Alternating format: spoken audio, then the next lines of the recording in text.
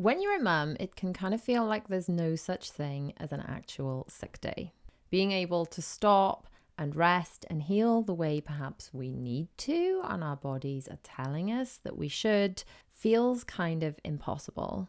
We've got so many people depending on us, so much to do every day, so many expectations from society and social media and our families and ourselves, that being able to just slow down and rest so that we can feel better in order to do all of these things kind of feels impossible. And yet, if we allowed ourselves to do just that, we'd be able to get back to doing all of that so much quicker, which ultimately is the goal. So why, as mums, can't we allow ourselves this time to rest? And perhaps more importantly, how can we start to make incremental changes to take better care of ourselves so that in turn we can take care of our families, which for me at least is the ultimate goal? And how can we reposition being ill and getting better so we can remove some of the guilt and take better care of ourselves, so we can model better behavior for when our children grow up so they do not repeat this crazy cycle? If you are new here, hi, I am Ree from mummyof4.com and welcome back to the Real Talk with Ree podcast. I, if you cannot tell from my voice, have had the dreaded lurgy, we're just going to call it the dreaded lurgy, for over a month now. It's been 4 weeks of being ill on and off. So in this episode, I'm very much talking to myself just as much as I'm talking to you. This is stuff that I am going to attempt to implement in the future. I'm going to share with you some tips that I use myself, some things that I already do when I am ill to try and cope and get through it, plus some things that I've been researching and I'm going to try and implement in the future, and really why this has all come about and why it's so important. So let's start at the very beginning. As Maria from The Sound of Music says, a very good place to start. So why do we feel so guilty for taking a break? I mean, these are stories we have inside of our heads from watching our own parents as we were growing up, plus this kind of supermum thing that's portrayed online and on social media about being able to soldier through. And I very much have these stories inside of my own little brain and my subconscious running the show, that when I stop and think about it, I feel like if I take time for myself, it makes me a bad mother. Now, where that's come from, I don't know. Has that come from social media? Has that come from my own parents? Has that come from mainstream media? Has that come from friends? I don't know. I don't know exactly where it's come from. Probably the answer is a combination of all of those things that has sort of formed this story inside of my own head that it will make me a bad mum if I take time for myself. And that kind of includes fun stuff, but also rest. And it's something I'm slowly trying to unpick. It used to go back as far as if I spent any money on myself and not on the children, that was bad. And that made me a bad mum. And I'm trying to get over that. Like, I used to feel guilty for having my nails done, for example. And then I realized, well, I'm not having my nails done in place of feeding my children. They're not going without so that I can have my nails done. And I think something that really, really made me switch it up in my brain is thinking about my own children generally, but especially my girls, because I think, correct me if I'm wrong. Sorry, that's my stomach grumbling because I'm hungry. Correct me if I'm wrong.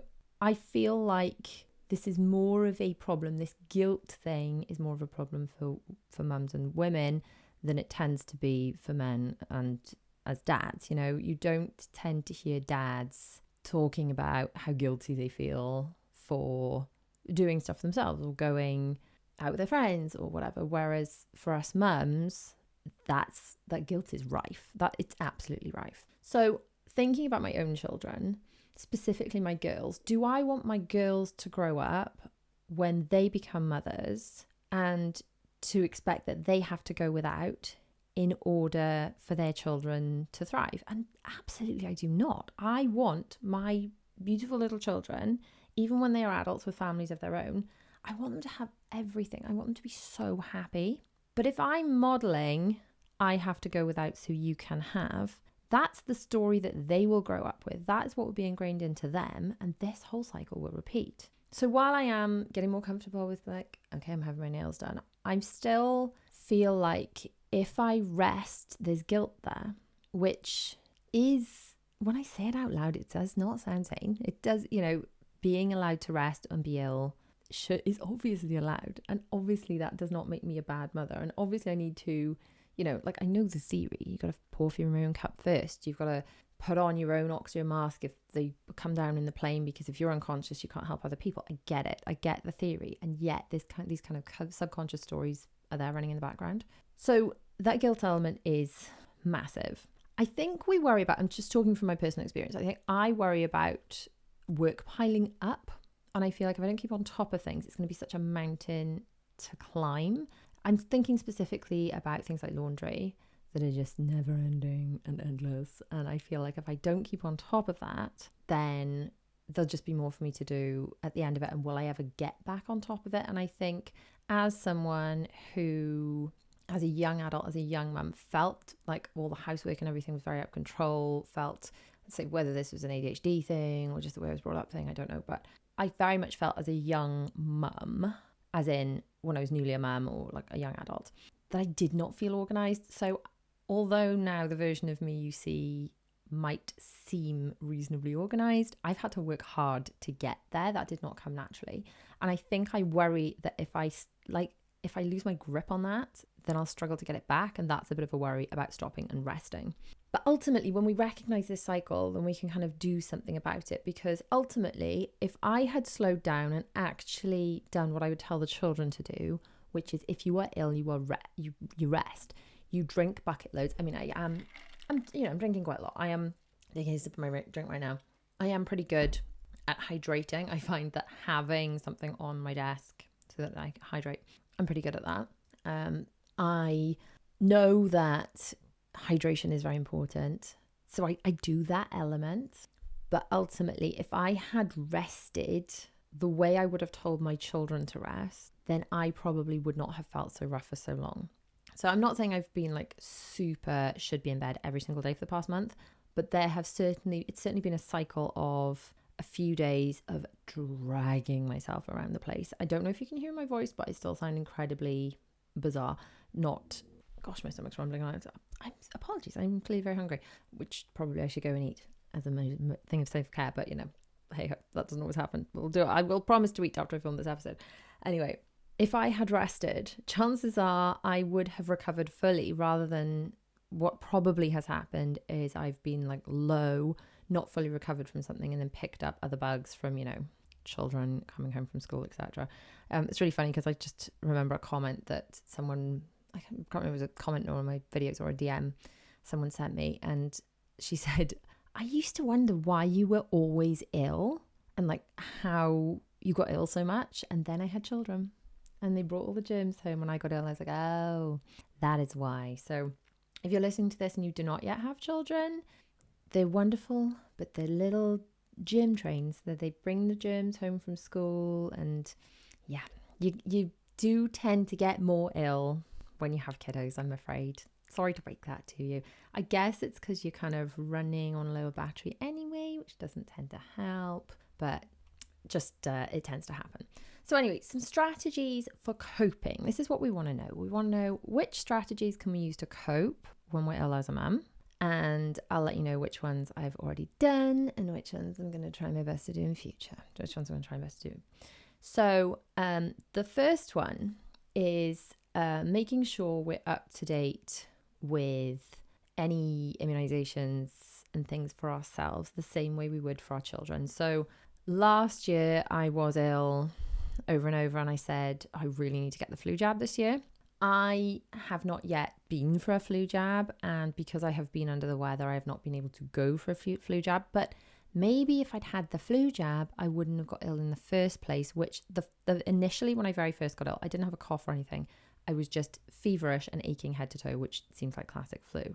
And I feel like the waves of illness that have come after that have just been like failures to recover from that. So maybe if I had actually bothered to do what I said I was going to do and go and have the flu jab, I wouldn't have been so unwell. So as soon as I'm feeling like tip top, amazing, I'm going to take myself for a flu jab.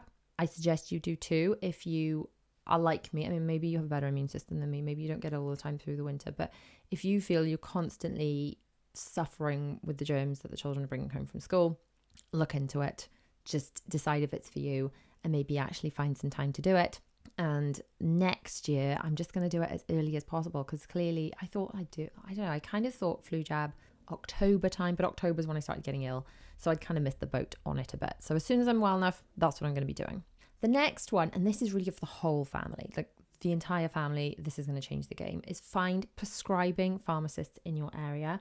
So it's only this last probably year that we've been using prescribing pharmacists, and I cannot tell you how much it's changed the game. So I live in the UK.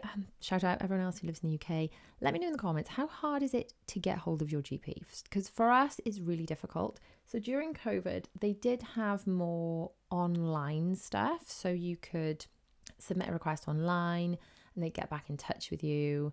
But they seem to have done away with all of that. I'm assuming because they were inundated and they couldn't keep up with the demand. And when you physically phone the receptionist, if you can't get through, then it's not on their load yet. It's on you to keep trying. And I guess it's just a way of filtering out a little bit of workload, I'm assuming, because I'm assuming if 500 people are trying to get in touch in a week and they get 500 requests through the website, then they have to deal with all of those. Whereas if 500 people are phoning and they can't always get through, then perhaps less people. I'm assuming that's why they switched it from the online. I don't know. If you have more information on this than me, I'd be all ears. But long story short, switched back through to phoning. So you've got a phone, you've got to like wait till they open, and then you've got to phone, and then you can't necessarily get an appointment, and it's really difficult. And then you do get an appointment and it's supposed to be at 9:05 and you're sitting there till 5 to 10, you still haven't seen. It's just the GP system. We've been with one surgery and then we moved surgeries when we moved house, and it does seem, I guess, overrun. It is challenging for us anyway, that I've noticed in our area, to get appointments, to get to see GPs. And the other thing I've noticed is just such a massive variation, even within GPs in the same surgery, of sort of how do I put this nicely? Some of them seem to really, really care. And there's one or two that I can think of that I've dealt with over the years that come across as abrupt, not really interested in hearing your side of it, slightly judgmental. And you just kind of wonder why they went into a caring profession, because they just, I don't know, maybe it's made them like that because they've had to deal with it so many years. I don't know. But there are a few GPs that are abrasive. And you know, when you're feeling rough anyway, the last thing you want to do is drag yourself to the GP and potentially be judged or be told that you just need to go home and take paracetamol. And while for my children, I would never in a million years allow them to go on being ill over and over and over and not see a medical health professional. I've allowed that for myself because I've been like, oh, I can't face it. Oh, I've got so much to do. So I haven't prioritized it, partly because it just feels like such an overwhelming thing to go and do. Now, this weekend, it was just getting ridiculous. I was just so drained, absolutely coughing my guts up. And my husband looked at my throat, and my tonsils are so large, they're almost touching each other, and they've got white pus on them. Sorry if that was TMI. But long story short, I was like, right, finally, I need to do something about this. And I should have done what we've been doing for the last year with the children, which is just go and see a prescribing pharmacist. So that the takeaway I want you to take from this, if you want to take one action step that will care for future you when you've got sick children or when you have got an illness yourself, Google the prescribing pharmacists in your area. I found that Google wasn't especially accurate on opening times and things, but find their phone numbers, pop them in your phone, and then actually phone the chemist, I would personally, and say, look, I found your number on Google. I'm just kind of wanted to add it to my phone. Is it true you've got a prescribing pharmacist that's in store? And what are the hours, the operating hours that you actually have a prescribing pharmacist there? Pop that in your phone. Within your phone, I'm on Apple. I'm assuming there's the same for Android, but I'm a little bit clueless, so forgive me. But if you're on an Apple device, add the name of the pharmacist, add the address, including the postcode. So in case you have to send someone else to pick anything up, you put that in the sat nav, but also put in the notes section the opening hours for the prescribing pharmacist, which is going to be different from the opening hours of the overall pharmacy. So sometimes they might be open to buy over the counter stuff, but they won't necessarily have a prescribing pharmacist there, which is different from just collecting a prescription that someone else has done. The prescribing pharmacist can look at you do things like a strep test to see if you need antibiotics. So yesterday I saw a prescribing pharmacist. I mean, with hindsight now, hindsight's 2020, I should have done this ages ago, and then maybe I'd feel human now. But long story short, I did it yesterday. By like tea time today, I'm going to be 24 hours into my antibiotics and hopefully feeling so much better. I think I already feel better actually. I have to take 2 a day, so I took 2 yesterday. I kind of fudged it so I could fit in 2 doses. I've had 1 dose this morning, and I think I already feel a bit more human. And my body was just struggling to recover by itself. So these prescribing pharmacists can do things like strep tests. They can prescribe antibiotics for things like tonsillitis. But there's a whole load of other kind of minor ailments that they'll help you out with, like funny rashes. Like one of my daughters had a rash on her hand.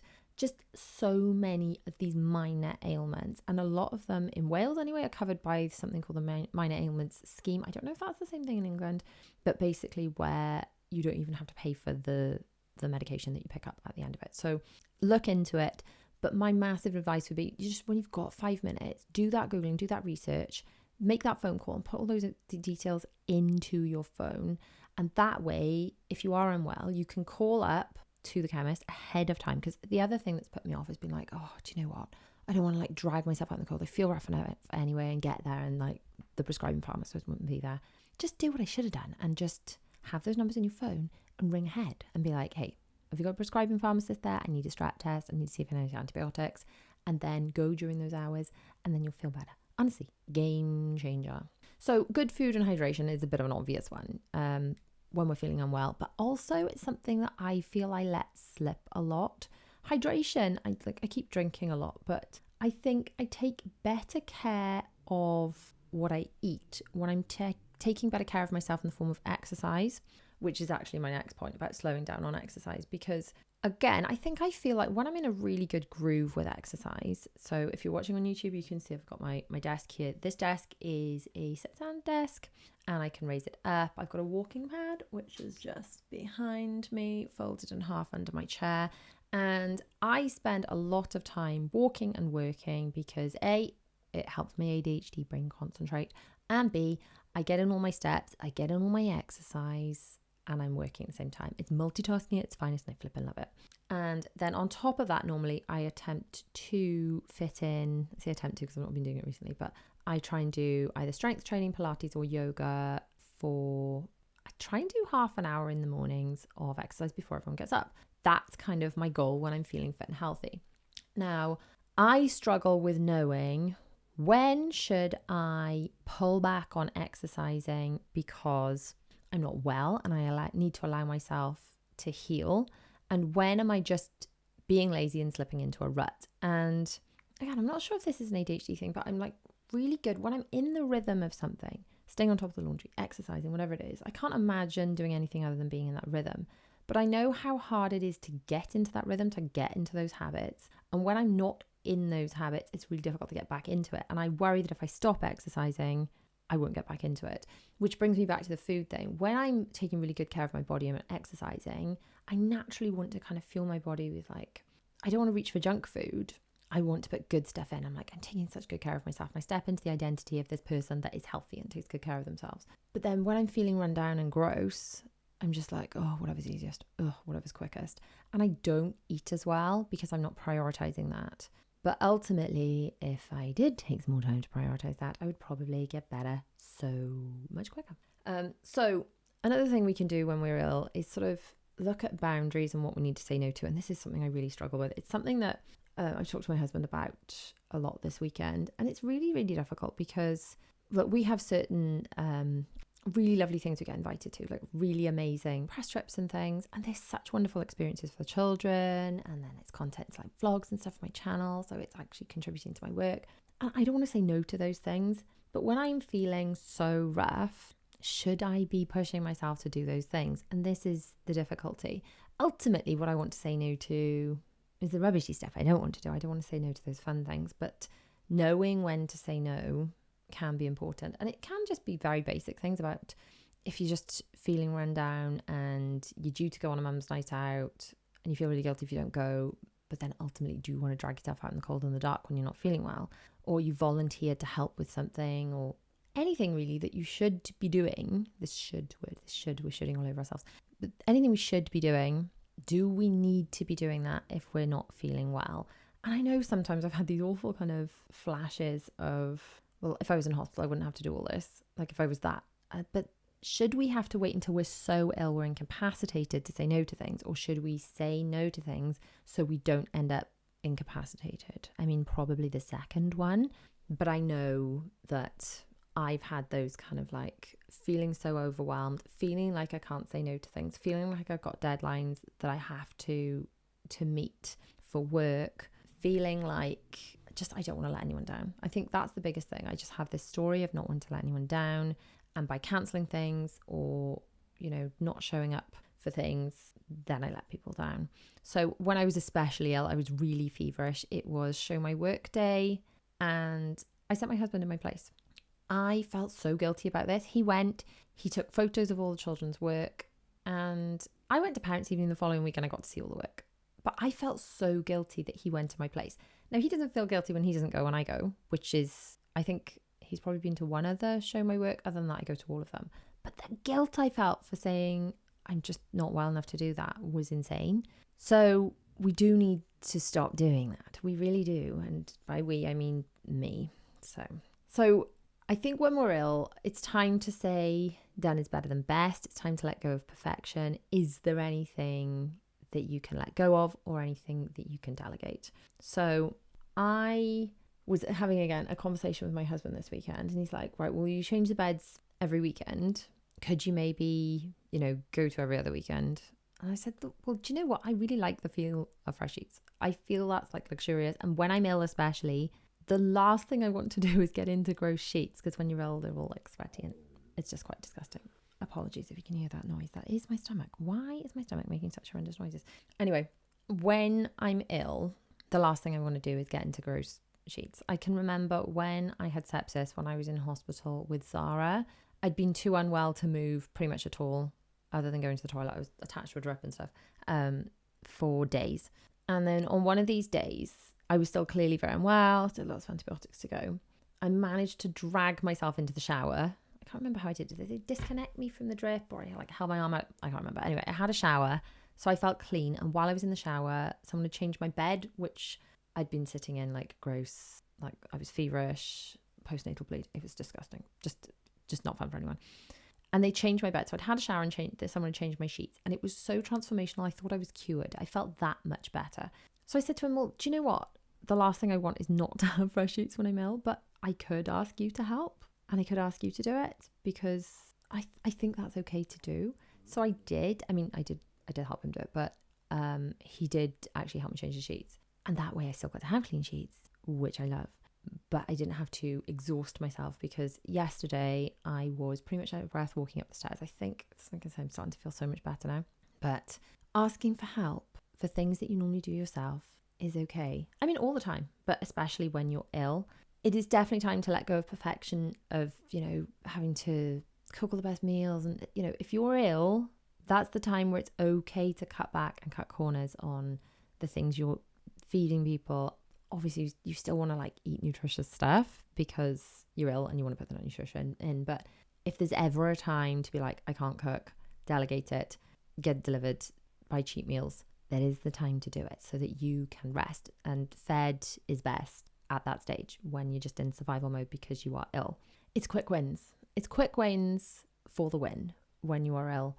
It's the time to not feel guilty because you're not doing all the things with your children, which is difficult, because ultimately when I have days where I am slower, I do feel guilty, especially when some of those days were over the half term and I didn't do that much with the children. We had some days out and some days where I was just running on low power mode. Like my iPhone, when it's about to go flat, and I flick it on low power mode, and it's just about doing the bare minimum to function and stay on, but not really doing all the things. That was me. And I did feel really guilty. But ultimately, I need to set expectations for my children. So I need to model that it's okay to be unwell, and that you can take a short time to be unwell and then heal and get back to doing all the things. That's important to model for my children, because I don't want them to push through and make themselves really ill because they can't give in to being ill. But also I think managing disappointment in a manageable way, and like, okay, we're not going to be able to do this now, we're going to do it at the end of the week instead. I'm sorry you're disappointed about that, but let's manage that expectation. Because I think it was my best friend that said to me that after I think I told this story before, about when we were in Alton Towers, I was by the end of the evening really struggling. And I think it was last week's episode I talked about the differences in my children and autism and empathy levels and different things they struggle with. So I had my two middle ones with me, and we were doing the big coasters because Zara wasn't not tall enough and our eldest wasn't with us, he's in uni. So these two middly kids who were proper coaster heads with me, and we had, let me see, 3 big roller coasters, and you've got to be 1.4 meters more or more to ride, and they're pretty intense. It's the end of the night. We've done 2 really mental days, and I just start to feel really under the weather. So we're in the queue for the Smiler, and Bella's like, "Are you okay, mummy? Because you don't look okay." And Will's like, "She's fine. She's fine. she needs, we're here. We're in the queue now. She may as well do it." And she's like, "Well, we've got 2 more. We were walking past Nemesis and Galactica to go back to the hotel because we're staying in the hotel." And she's like, "Mummy, we don't have to do the others after this one. If you're not feeling well, we don't have to." And Will's like, "She's fine. She can do it. She's fine. You can push through, mummy, because we're walking right past them. We may as well." So I did push through, and I did go on those roller coasters. I don't normally feel sick on roller coasters, but I was like really trying not to be sick on those 3 coasters because I felt so rough. Just too much information alert, snot, and feeling just dizzy, and it just wasn't fun. Anyway, what I realised upon chatting with my best friend when I got home was I am setting an unrealistic expectation for William for as he grows up. So if he grows up and he gets married and his wife is ill, and what's been modelled for him is women don't need to stop and they can just push through and be fine, then it would be totally unreasonable for whoever marries my son to be expected to do that. Because first of all, as a mother, I mean, you're going to go above and beyond, aren't you? You're going to do more for your children than any wife should be expected to do for their husband. But by setting this expectation of it's okay, I can push through, and not showing that I'm human and actually sometimes I need to rest, that is potentially setting them up for problems as an adult in future relationships, which I have become aware of. So I think it's this balance of wanting to give them everything. And obviously I do not want to become a mum that is constantly ill. And I think this is a fear I have from, how do I politely say this? Because it's stuff I don't discuss publicly online because it's not to do with me. Okay. Let's just say I have a worry / concern / story given to me from, let's say, people I grew up with about if I stop and get ill, I won't get back up again. And I will fall into this loop of constantly being ill, being perpetually ill, and being stuck there forever. And I realized recently when dealing with some of this stuff that this is a story I have and this is a fear I have. So while the last thing I want to do is ever slip into that, which is obviously why one of the reasons I'm scared to stop and slow down, it is also important to model for my girls that it's okay to take care of yourself, and to show to my boys that women are allowed to rest too. That's probably an important message to get to them, isn't it? So it's so important to normalize rest. And it really, this needs to be a bit more of a prevention rather than a cure kind of thing. We shouldn't really be waiting until we're dropping in order to rest. So my plan going forward is I am going to try, and because I get up quite early, I'm going to try and make sure I'm like lights out earlier on certain nights of the week specifically, so that I am getting a lot more sleep. I already wear my Apple Watch to bed because the main reason I wear it to bed is so that when my alarm goes off early, it just buzzes my wrist, so it doesn't physically wake my husband or the rest of the house. But I'm going to start looking at my sleep and my sleep quality, and I'm going to start focusing on making sure I get enough of that, because ultimately, if you're not getting enough sleep, how can you ever heal? And then you're going to come down with stuff. So that's something I'm definitely going to do going forward.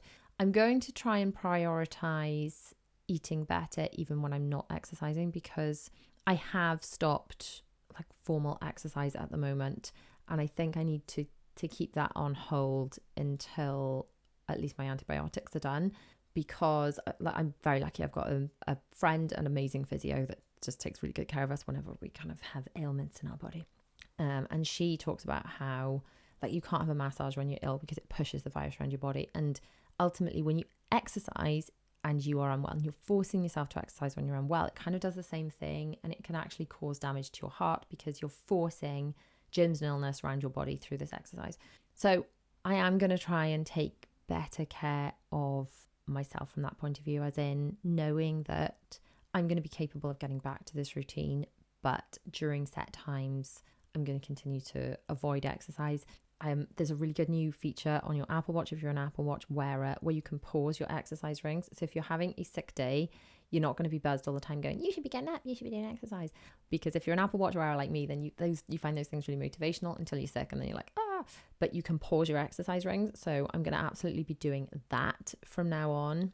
And then ultimately, I think it's just important to normalize that online, what you see is curated, okay? What you see is curated. And I do always try and share as honestly and as openly as possible, while protecting the privacy of certain people in my life, what goes on in real life, and to stop sugarcoating things. And I think when you see so many people online with their lives looking really put together, a lot of those people, especially the wealthier end, the celebrity end of the people, they have people around them. They have teams that they pay.